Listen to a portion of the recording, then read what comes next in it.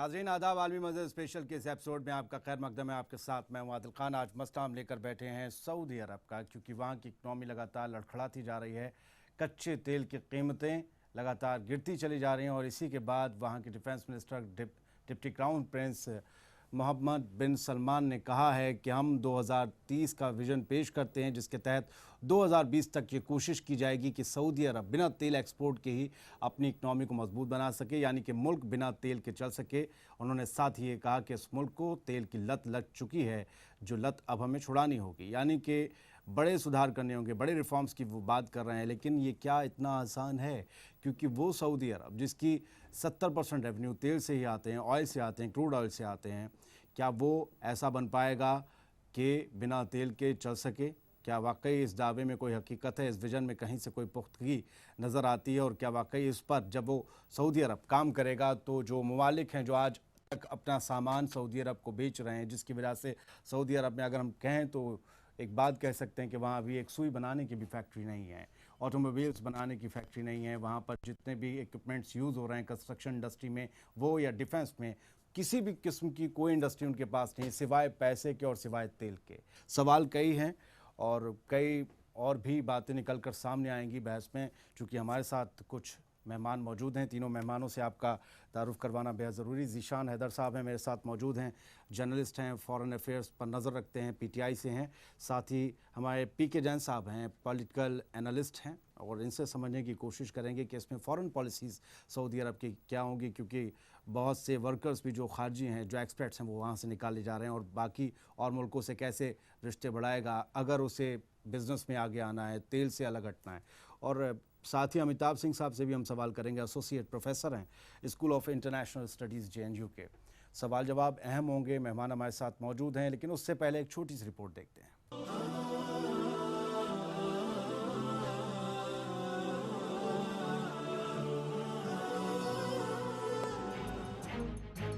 तो आखिरकार वो वक्त भी आ गया जब दुनिया में कच्चे तेल के सबसे बड़े व्यापारी यानी कि सऊदी अरब की इकनॉमी भी लड़खड़ा गई। और इकनॉमी कमजोर होने की वजह भी वही है जो अब तक इकनॉमी के मजबूत रहने की थी, यानी कि तेल। ये तेल का ही खेल है जिसने सऊदी अरब के कई मंसूबों को फेल कर दिया।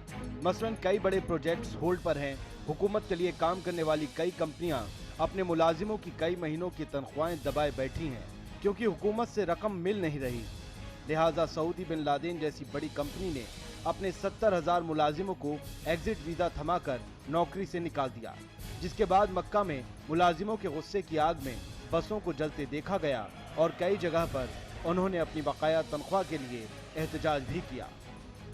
सऊदी अरब में ये सब इतने बड़े पैमाने पर पहले कभी नहीं हुआ था। तो क्या वाकई सऊदी अरब की गाड़ी पटरी से उतर गई है? शाह सलमान ने खारजियों के लिए बेहतर पॉलिसी बनाने की बात कही, कई पुराने कानूनों में तब्दीलियां करने की भी बात कही गई, खारजियों को ग्रीन कार्ड देने और प्रॉपर्टी खरीदने का हक देने का भी जिक्र आया। लेकिन सबसे चौंकाने वाली बात शाह सलमान के बेटे और सऊदी अरब के वजीर दिफा deputy crown prince Mohammed bin Salman ने कही। मोहम्मद बिन सलमान ने विजन 2030 पेश करते हुए कहा कि हमें सन 2020 तक सऊदी अरब को बिना तेल के भी चल सकने वाला मुल्क बनाना है। उन्होंने कहा कि हमें सऊदी इकनॉमी के लिए और जरिए पैदा करने होंगे। उन्होंने डिफेंस और कंस्ट्रक्शन इंडस्ट्री में काम आने वाले साजो सामान को अपने ही मुल्क में बनाने पर जोर देते हुए इस तरफ बड़े इन्वेस्टमेंट की बात कही। लेकिन सवाल ये है कि ये सब इतना आसान होगा क्या? क्योंकि सऊदी अरब के शाही खानदान के हाथ में पूरे मुल्क की बागडोर है, जिसे शाही जिंदगी जीने की आदत है और वहाँ की आम आवाम पहले ही नाखुश है। अगर नए बदलावों के तहत आवाम को मिल रही सरकारी फैसिलिटी में कटौती होती है तो क्या आवाम और हुकूमत के बीच टकराव नहीं होगा? याद ये भी रखना होगा कि सऊदी हुकूमत अपनी फौज पर इकनॉमी का एक बड़ा हिस्सा खर्च करती है और पिछले 1 साल से यमन के खिलाफ छिड़ी जंग ने भी सऊदी इकनॉमी को चोट पहुंचाई है। तो क्या सऊदी अरब खर्चों को कम करने के लिए नई दिफाई प्लानिंग बनाएगा और अपने खर्चों में भी कटौती करेगा? लेकिन यमन में हूती बागियों से मिल रही टक्कर और सीरिया इराक से सऊदी अरब की तरफ बढ़ रहे दाइश के खतरे के मद्देनजर ये इतना आसान नहीं दिखता। तो फिर सऊदी अरब करेगा क्या? क्योंकि सऊदी अरब अब तक जिन मुल्कों से अपनी जरूरत का हर सामान खरीदता था, वो भी इतना बड़ा बाजार आसानी से हाथ से कैसे जाने देंगे। यानी deputy crown prince Mohammed bin Salman के विजन 2030 की कामयाबी शक के घेरे में है। अब देखिए, वक्त बताएगा कि तेल का खेल कितनी तब्दीलियां लाएगा। इंतजार कीजिए।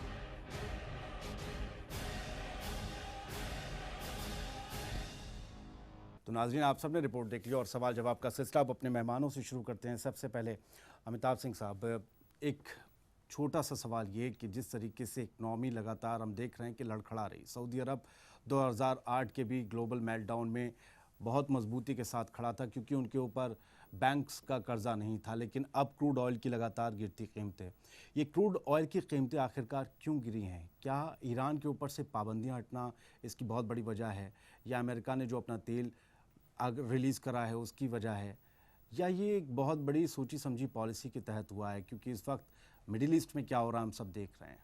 ये तीनों चीज़ हैं, इसको मिला के जैसे ईरान अब पर सैंक्शंस हटने के बाद ईरान भी तेल बेचने लगा है और उस तेल को बिकने से एक तो सप्लाई ज़्यादा हो गई है, दूसरे प्राइस को कंट्रोल अमेरिका और सऊदी अरब ने मिलके एक स्ट्रैटेजिक वे में इसलिए भी किया है कि अगर इनके दाम बढ़ने लगे तो ईरान और जो अभी रूस पर सैंक्शंस लगे, रूस भी एक बहुत बड़ा क्रूड ऑयल एक्सपोर्टर है, अगर प्राइस बढ़ेंगे तो इन राज्यों को फायदा होगा क्योंकि ईरान अब तक सैंक्शन लगने के कारण। मैं आपकी बात मैं टूकता हूँ आपको, आपका कहने का मतलब यह है कि सऊदी अरब की मर्जी से ही ये तेल के दाम गिरे हुए हैं ताकि ईरान और दूसरे ममालिक मजबूत ना हो जाएं। देखिए, सऊदी अरब सबसे बड़ा एक्सपोर्टर है ऑयल का, ठीक है, और सऊदी अरब और अमेरिका का एक बहुत स्ट्रैटेजिक अलायंस है पूरे दुनिया में, और ये दोनों जानते हैं कि सऊदी अरब को ईरान से प्रॉब्लम है, अमेरिका को रूस से प्रॉब्लम हो रहा है क्योंकि रूस अपने आप को असर्ट कर रहा है सीरिया में, यूक्रेन में। नहीं, अमेरिका को भी ईरान से प्रॉब्लम है,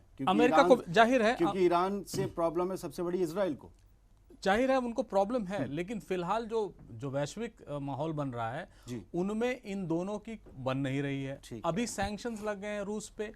इस समय अगर क्रूड ऑयल के प्राइस बढ़ते हैं तो क्या होगा, इनकी इकोनॉमी, खासकर ईरान की मिडिल ईस्ट में, वेस्ट एशिया में इकोनॉमी प्रॉस्पर करने लगेगी, जो सऊदी अरब के लिए और अमेरिका इजराइल दोनों के लिए खतरा है।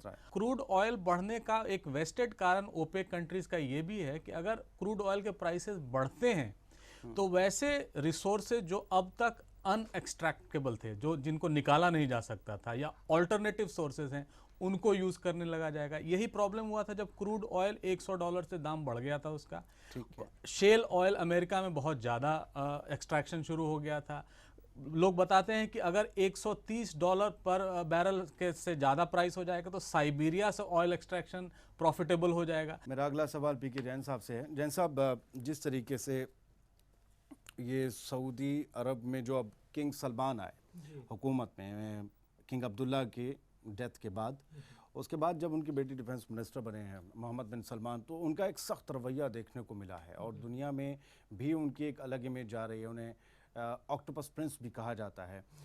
इस समय अगर आपके पॉलिटिकल एनालिस्ट के नज़रिए से देखें तो सऊदी अरब किस तरीके से अपने जो पड़ोसी ममालिक हैं उन्हें इस भरोसे में लेने की कोशिश करेगा, जो ऑयल प्रोड्यूसिंग कंट्रीज़ हैं, कि वो भी इस तरफ ध्यान दें कि अपने यहाँ अब चीज़ों को पैदा करें, ना कि सिर्फ तेल की पैसे पर जो है वो ज़िंदगी गुजारें। पिछले 2008 या 2010 के बाद अगर स्थितियां देखी जाएं, जो तेल में उथल पुथल हुई है कि तेल ऊपर भी पहुंच गया, 100 के आसपास पहुंच गया था, और अब बिल्कुल नीचे भी पहुंचा हुआ है, और कहीं इससे नीचे ना चला जाए इसका डर उनको ज़्यादा है। अगर एक स्ट्रेटेजिक अगर वो स्थिति अगर हम लोग देखें वहाँ की, कि मान लीजिए वो 40-50 के आसपास अगर रहता है तो ये सभी देशों के लिए एक आदर्श स्थिति रहती है। जैसे ही वो तेल 30 से नीचे आता है तो उसके निकालने का खर्चा भी बहुत मुश्किल से निकल पाता है, आमदनी तो बहुत कम रह जाती है। किसी भी देश में मान लीजिए तेल निकल आता है, स्थिति देखिए 2030 की बात कर रहे हैं, मैं इसी बात से उसको जोड़ूंगा, और वो अपने तेल को बेचने के लिए कीमत रखता है $15 या $20, ठीक है, या उसके आसपास। तो क्या सऊदी अरेबिया 40 या 50 के अंदर अपना तेल बेच पाएगा? उसको उसके अंदर आना पड़ेगा, जो कि उसकी उत्पादन की कॉस्ट भी नहीं निकलेगी। और दूसरी बात है कि खाने की इतनी आदत पड़ गई है कि मतलब तेल का पैसा बहुत हमको चाहिए तो हमारा पेट भरेगा, वरना नहीं भरेगा। स्थितियां ये हैं। ये सवाल और भी ये है स्थितियां हैं ज़ीशान इसके हैदर, मैं ये समझने की कोशिश करना चाहूँगा आपसे कि बहुत बड़े बड़े कंस्ट्रक्शन प्रोजेक्ट्स जो हैं वो इस वक्त होल्ड पर हैं, सऊदी अरब के भी और बहुत सी कुछ और जो गल्फ़ कंट्रीज़ हैं उनके भी। ख़ासतौर से अगर हम सऊदी अरब पे आज हम बैठे हैं और उसके बाद जो वहाँ की सऊदी बिन लादेन इतनी बड़ी कंपनी है उस रीजन की कि उस सरकारी काम सबसे ज़्यादा उन्हीं को ही मिलते थे। अभी king Abdullah financial district Riyadh में बना रहे हैं, मक्का में मस्जिद अल हरम का एक्सटेंशन प्रोसेस था और उसी में जो क्रेन हादसा हुआ उसके बाद उनके सारे ड्यूज़ जो थे, सारे जो पैसा था वो होल्ड पे है और उनके इतने ड्यूज़ हैं कि उन्होंने 4 महीने से अपने एम्प्लॉयज़ को सैलरी नहीं दी थी और 70,000 लोगों को निकाल दिया। ये जो है ये एक बहुत अजीब सी सिचुएशन है उन लोगों के लिए जो अपने मुल्क से दूसरी जगह काम करने जाते हैं और ख़ासकर गल्फ़ कंट्रीज़ और सऊदी अरब में। अब ये भी चीज़ जो है दूसरे ममालिक पर भी, सऊदी अरब के कुछ कदम सऊदी अरब के बाहर दूसरे ममालिक पर भी असर डालेंगे। जी बिल्कुल, सऊदी अरब में ज़्यादातर जो फॉरेन एक्सपर्ट्स हैं, तकरीबन बिन लादेन ग्रुप की ही बात करें तो उसमें 2 लाख फॉरेन एक्सपर्ट्स हैं जिसमें कि एक बड़ी तादाद हिंदुस्तानी पाकिस्तानियों की है। साउथ एशियन रीजन के 25 लाख लोग सऊदी अरब में हिंदुस्तान से काम करते हैं। जी 31 मिलियन की आबादी है सऊदी अरब की, जिसमें 8 मिलियन एक्सपेक्टेड्स हैं। अब आप इससे अंदाज़ा लगा सकते हैं और उसमें एक बड़ी तादाद हिंदुस्तानी और पाकिस्तानी मज़दूरों की है या वर्कर्स की है या एम्प्लॉयज़ जो वहाँ पर हैं उनकी है। तो ये जो असर हुआ है जो इकॉनमी वहाँ पर, जो आपने जैसा जिक्र किया कि सितंबर में क्रेन हादसे के बाद से बिन लादेन ग्रुप पे पाबंदी आयद कर दी गई, जिसका नतीजा ये हुआ कि जो सरकारी पैसे आते थे इनके पास, सरकार के 70% जो प्रोजेक्ट्स है वो बिन लादेन ग्रुप के पास आते थे, तो एक बहुत बड़ा सोर्स था रिवेन्यू का इनका, वो बंद हो गया। तो अब इनके पास पैसे नहीं है जो अपने एम्प्लॉयज़ को दे सके, अपने वर्कर्स को दे सके। और अल जज़ीरा की एक रिपोर्ट के हिसाब से अगर बात करें तो 4,394 करोड़ रुपए हैं जो सैलरी के तौर पे बकाया हैं इनके पास। और जो वर्कर्स हैं, जी बिल्कुल, वर्कर्स ने ग्रुप बना लिए हैं, अलग अलग शहरों में एहतजाज हो रहा है। मक्का में आपने सुना होगा आतिशदानी हो गई है, कुछ बसेस जला दी गई हैं। तो उनका कहना है कि हमारी सैलरी दो। उन्होंने, जबकि एक तर्जुमान है कंपनी का, उनका कहना है कि हमने सैलरी दे दी और जितने लॉ के हिसाब से हैं वो पैसे के साथ साथ इनको एग्जिट वीज़ा दीजिए ताकि ये अपने मुल्क जा सके। ये सवाल को फिर से पार्ट 2 में करूंगा, वक्त हो चला एक छोटे से वक्फे का। और ज़ीशान हैदर से इसी सवाल को हम आगे जारी रखेंगे। कुछ और बातें हैं जो अपने मेहमानों से भी पूछनी बाकी हैं, वक्फे के बाद।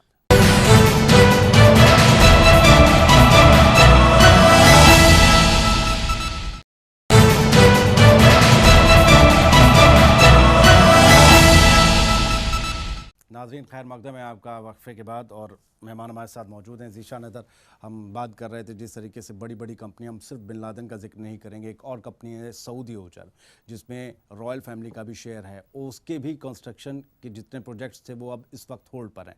दूसरी तरफ जद्दा में दुनिया की सबसे ऊँची इमारत बनाने का जो प्रोजेक्ट था वो भी शायद अब होल्ड पर है और उसमें लगे वो तमाम लोग इस वक्त ऐसी सूरत में उन्हें पता नहीं है वो नौकरी पर हैं या नहीं है, क्योंकि सैलरी उनकी होल्ड पर है। कहा जा रहा है आप सब्र कर सकते हैं, रुकिए वरना अपने मुल्क चले जाइए। फाइनल एग्जिट वीज़ा दे दिए गए हैं 70,000 लोगों को।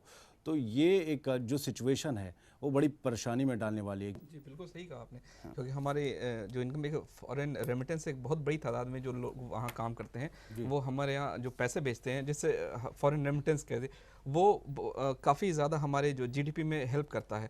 ये उस पर असर करेगा और ये सीधे सीधे हमारे जीडीपी पे असर करेगा। अगर वर्कर्स की तादाद अभी तो एक लिमिट है, कुछ हज़ार हैं, अगर ये इसी तरीके से बढ़ती चली गई तो और ये कंपनियों ने भी निकालना शुरू कर दिया। बिल्कुल, ये बहुत बड़ी तादाद हो जाएगी और फिर यहाँ पर गवर्नमेंट को एम्प्लॉयमेंट के लिए नए सिरे से कुछ सोचना पड़ेगा, जबकि यहाँ पे ऑलरेडी बहुत ज़्यादा अनएम्प्लॉयमेंट है लोगों में, नौजवानों को अनएम्प्लॉयमेंट। दुनिया की बात करें, बिल्कुल हम दुनिया में पाकिस्तान को भी लें, लीबिया से, सीरिया से, हर जगह से वहाँ काम करने आते हैं, मिस्र से बहुत लोग जाते हैं। तो ऐसे हालात में यहाँ एक क्योस सिचुएशन बन रही है। तो उस सिचुएशन को रोकने के लिए कुछ कदम उठाने होंगे, जिसके लिए मोहम्मद बिन सलमान ने ये जो विज़न 2030 का ऐलान किया है उसमें है। मोहम्मद बिन सलमान काफ़ी जल्दी में लग रहे हैं, क्योंकि आप उनके जो भी फैसले देखें वो काफ़ी जल्दी में लेते हैं। जैसे पिछले साल मार्च में उन्होंने यमन पे हमले का फ़ैसला लिया, वो उन्होंने कहा सोचा हफ्ते 2 हफ्ते की लड़ाई चलेगी, मगर आज पूरे 1 साल से ज़्यादा हो गए और वो लड़ाई अभी तक चल रही है जिसका कोई नतीजा नहीं है और वो कब तक चलेगी इसका कोई अंदेशा भी नहीं है। तो इसी तरीके से उनका ये जो प्रोजेक्ट है 2030, वो कह रहे हैं कि 2020 तक। अच्छा, एक आंकड़ा बताता हूँ मैं आपको अमिताभ जी। सऊदी ओजर एक ऐसी कंपनी है जिसने 185 ड्राइवर्स को अभी निकाला। मैं कंपनी पे बात कर रहा हूँ, वापस फिर इकनॉमी पे हम आएंगे। मैन पावर रिक्रूटमेंट एजेंसियां जो हैं मुंबई में, जो 5,000 से ज़्यादा एयर टिकट बुक करती थीं अरब देशों के, वो अब 50 से 100 टिकट ही बुक कर पा रही हैं। ये हालत हो गई है। 5,000 से सिर्फ 50 से 100, और 70 से 80% तक काम कम हो चुका है। ये सिचुएशन बताती है कि वहाँ की इकनॉमी किस तरीके से लड़खड़ाई हुई है। बात सिर्फ कच्चे तेल तक की नहीं है, बात और भी बहुत कुछ है। देखिए, ऐसा है कि सऊदी अरब करीब 27 बिलियन डॉलर रेमिटेंसेस होते हैं। भारत उससे सबसे ज़्यादा मिलता है।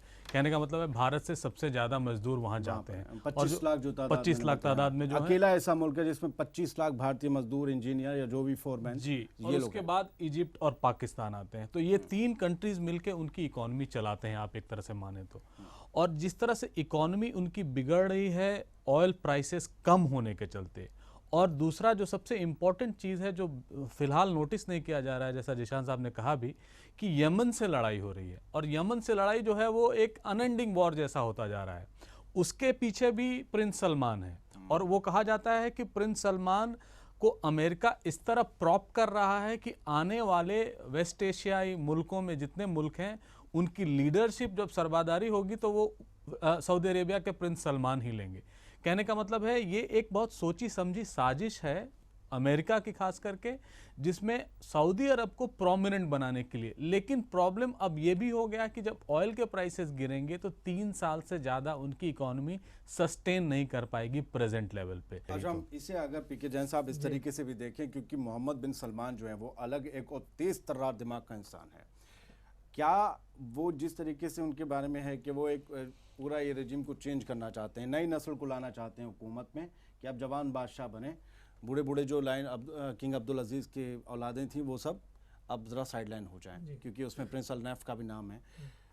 क्या ये माना जाए कि वो इस तरीके की सारी चीज़ें अपने बस में चीज़ों को कंट्रोल करने की कोशिश कर रहे हैं, क्योंकि सिवाय उनके जो वालिद हैं किंग सलमान इस वक्त जो शाह हैं सऊदी अरब के, उनके अलावा कोई भी उनकी बात से सेटिस्फाइड नहीं है। मुंह से जाहिर ना करे, लेकिन कोई उनके साथ नहीं है, इसमें सिर्फ किंग सलमान उनके साथ है। देखिए, मोहम्मद बिन सलमान जो है वो अमेरिका के बूते पर खेल रहे हैं।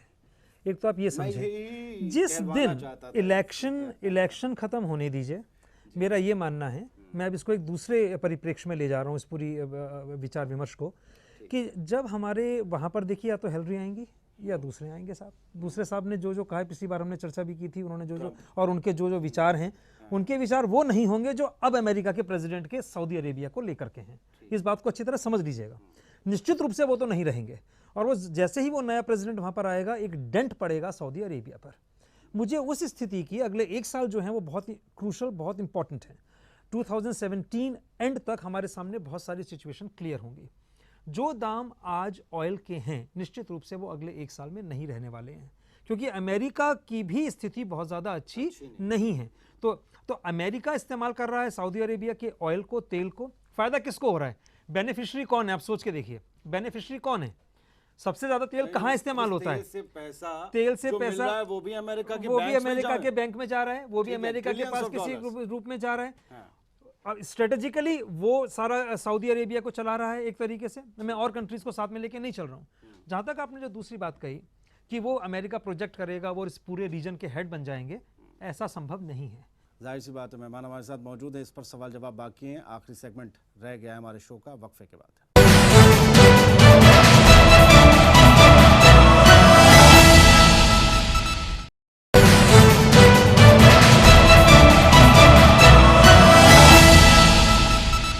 नाज़रीन, एक बार फिर से खैर मकदम है आपका ब्रेक के बाद। और अब सवाल अमिताभ जी आपसे कि जिस तरीके से मुश्किलें पैदा हो रही हैं, और हो माने चाहे ना माने, लेकिन एक्सपर्ट्स जो हैं वो बैकबोन है सऊदी के, उन्हें एकदम से काम करना तो नहीं आ सकता। सही बात हम जाने तो वो अपनी गाड़ी नहीं चलाना चाहते, वो अपने घर का सौदा नहीं लाना चाहते, वो सिर्फ बैठकर खाना चाहते हैं, और चाहते हैं कि गवर्नमेंट उन्हें पेंशन या जो भी तरीके से पैसा देती है वो देती रहे। उसमें भी कटौती कर रहे हैं मोहम्मद बिन सलमान। क्या ऐसी हालात में जब बहुत एहतजाज होंगे, बहुत ज़्यादा परेशानियाँ हो जाएंगी, हम देखेंगे जो बैन हो गई हैं इंडस्ट्रीज़, उन्हें उन पर से बैन हटाया जाएगा, और जो वाकई प्रोजेक्ट होल्ड हो चुके हैं उन्हें ऑक्सीजन देने के लिए गवर्नमेंट कुछ मदद करेगी? 6 मई का रिपोर्ट है कि इसमें बिन लादेन कंपनी पर जो बंधन लगाए गए थे वो हटा दिए गए हैं। सितंबर में जो क्रेन का हादसा हुआ था जिसमें 107 हाजी उसके बाद ये हटा दिया गया है। तो अब उनको भी ये लगने लगा, और खासकर इसका इमीडिएट कॉज ये है, हाँ ये 6 मई की है, क्योंकि 2 मई को जो आगजनी की घटना हुई थी उसको लेकर भी लगता है कि उनको ये लगने लगा था कहीं राइट की स्थिति ना हो जाए, बेकाबू हाल ना हो जाए। और अभी तक बिन लादेन कंपनी का एक एग्जांपल ले लें, जो सबसे बड़ी कंस्ट्रक्शन कंपनी है, उन पर 30 बिलियन यूएस डॉलर का डेट है, यानी वो कर्ज में है सिर्फ 30 बिलियन यूएस डॉलर्स के। तो आप समझ सकते हैं कि इकोनॉमी का स्केल क्या है। जो प्रिंस सलमान करना चाह रहे हैं वो कितना हद तक सफल होगा इसकी तो अभी समय ही बता पाएगा। लेकिन मुझे इमीडिएट इसका ये लग रहा है कि जब तक रशिया पे सैंक्शंस लगे रहेंगे तब तक ऑयल प्राइस को अमेरिका चाहेगा ओपेक कंट्री के थ्रू कि उनको कम रखा जाए। बाकी ओपेक कंट्रीज जैसे हैं, खासकर अमेरिका के वेनेजुएला,